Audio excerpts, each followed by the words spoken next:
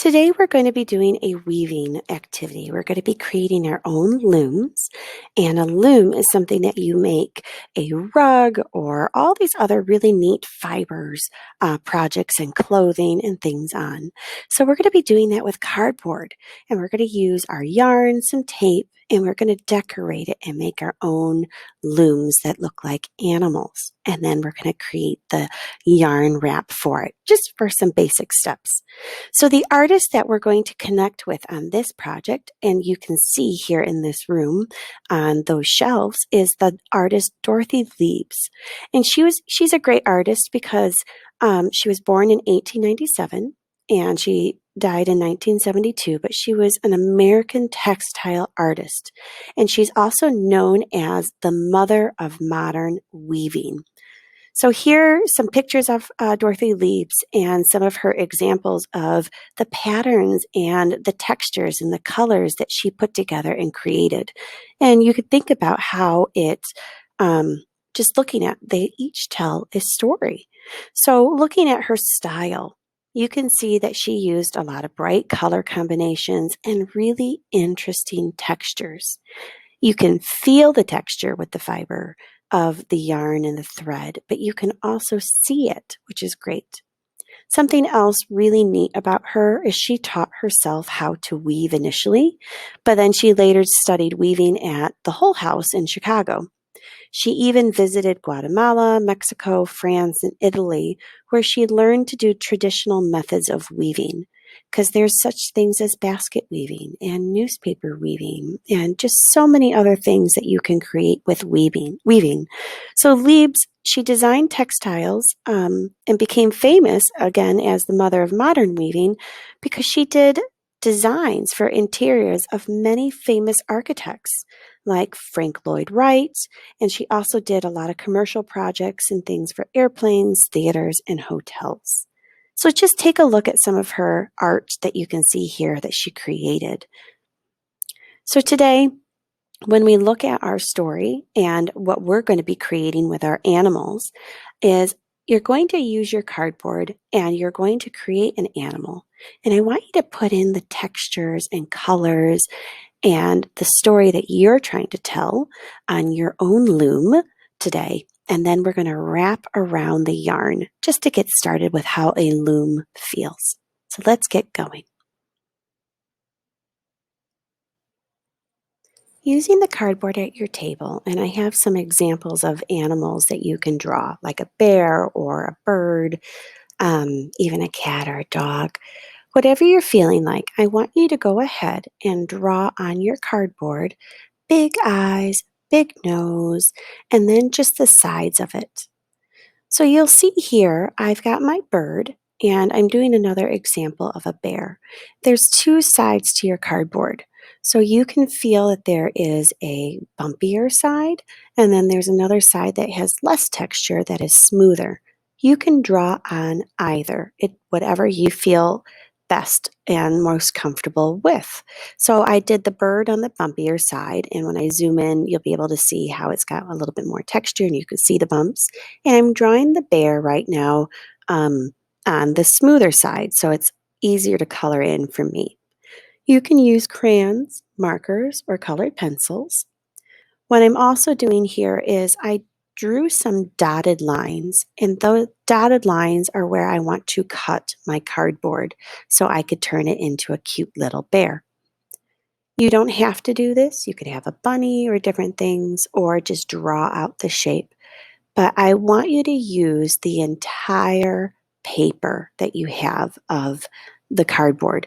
So this way, we're not using a really small one. We have a nice big one. So here you'll see I'm going to draw the paw coming from one side. I'll do it with the other. We're not really seeing the body.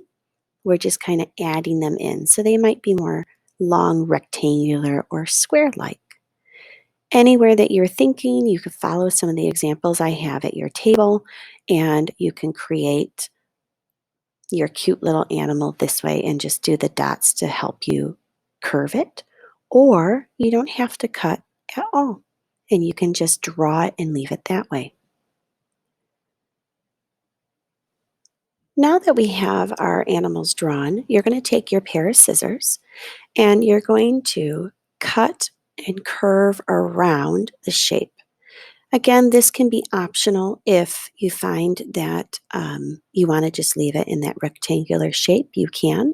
You could just have it and just cut off the corners in a curve. Here, I'm following my dotted lines that I drew. Some of the examples I share with you have that as well. And you just gently cut around them and get that shape that you're looking for. Take your time, use your scissors. One hand holds your paper or the cardboard, and the other hand cuts. And you'll notice I'm working in pieces or chunks. You don't have to cut it all in one. You can cut a little bit at a time and cut that off. So take your time as you do this part and recycle any of the scraps that you have.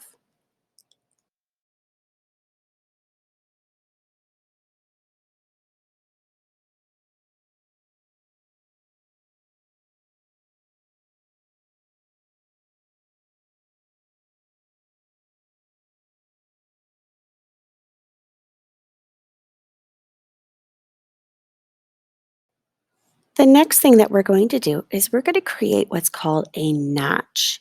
And that's where we're going to cut out a little spot on each side of our animal looms. And this is where we're going to be able to put our yarn through.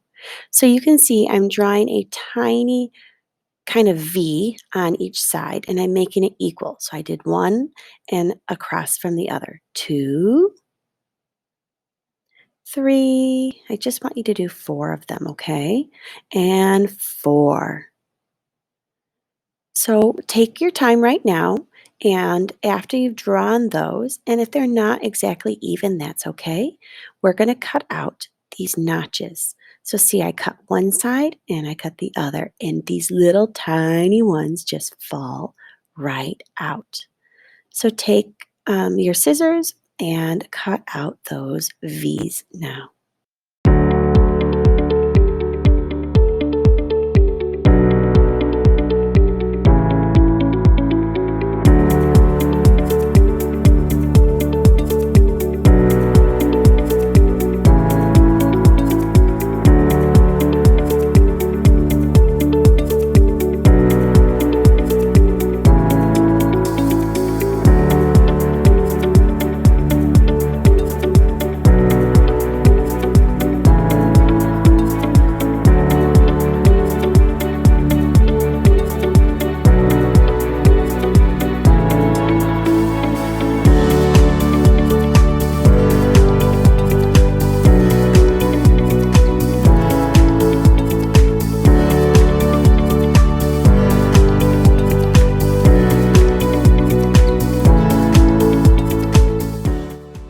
Now that your area is nice and clean and you've recycled your remainder of your scraps from the cardboard, take out your coloring tools, so markers, crayons, color pencils, whatever you have.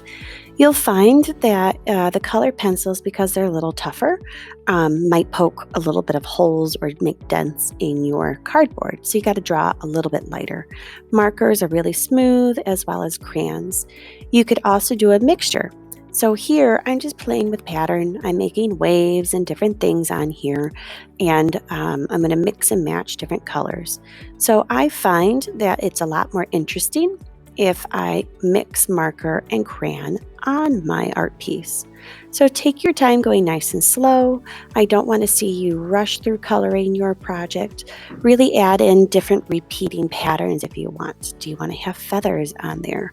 Do you want your feathers to be in the shape of diamonds or regular looking feathers or hearts or even squares? So as I'm going through, I'm quickly coloring, but I'm going to add and blend colors on it as well.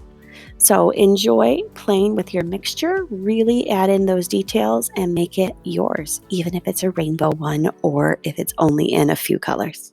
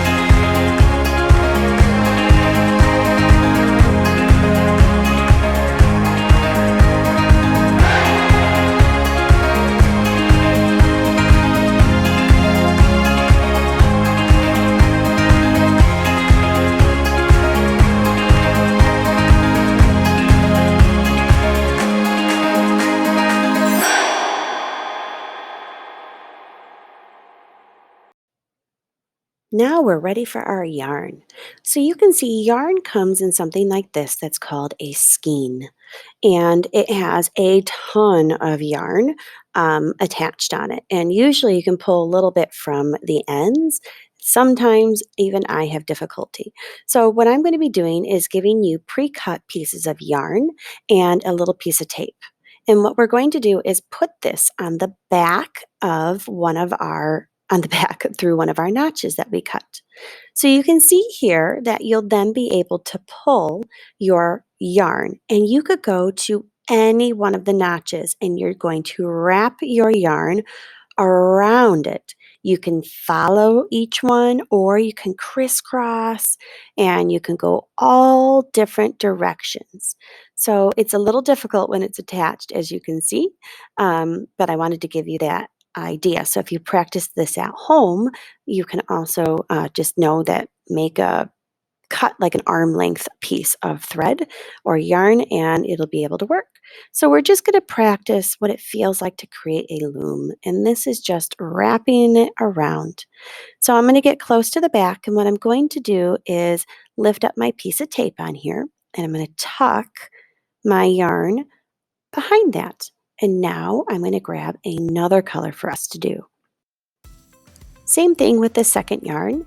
This one's cut, and what I'm going to do is I'm going to lift up that piece of tape. I'm going to stick it under there. This way we don't have to tie any knots. And using the back side, I'm looking at it. It's less, distracting. And watch how I'm just warping it, as they say. It's one of the words on our loom is you warp it by wrapping the thread and the yarn around it. So I'm going to go all the way around. And then I'm going to stick it under that same piece of tape. So you can do that with each of the threads and yarns that you have, but have some fun. And then that is it. Take a picture for Seesaw.